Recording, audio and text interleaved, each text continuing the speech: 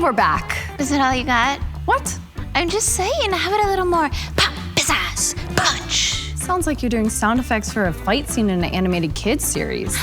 I never thought about that before.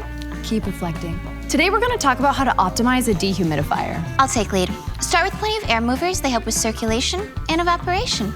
Yep, then place the dehus where the most evaporation needs to happen. Should we mention capture zones? Of course. Think of capture zones as an all-inclusive spa package. Wait, spa package? Each has a combination of dehus and air movers. It's like a massage combined with a facial. Basically, if you're having trouble getting proper circulation in places like doorways, alcoves, or other structural barriers, set up multiple capture zones, which are a combination of dehumidifier and air mover sets to ensure even drying and reduce the likelihood of secondary damage. This helps compartmentalize the drying area to keep things simple. That's what I said. Yeah. Here's how to create an ideal drying environment. Number 1, when using multiple dehus, space them evenly throughout the structure. The more capture zones there are, the more effective the drying. Number 2, do not blow air directly into dehu intakes. It can change the rate of airflow across the dehu coils and reduce performance.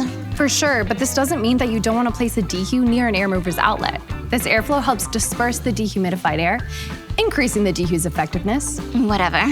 And number 3, a really important reminder, be sure not to blow warm, dry air directly over finished hard surfaces. Good catch, yes. This can cause them to overdry and be damaged. It's all about monitoring the environment. No doubt.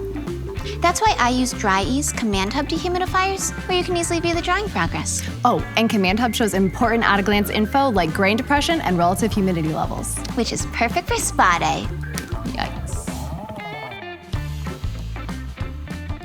Legend Brands.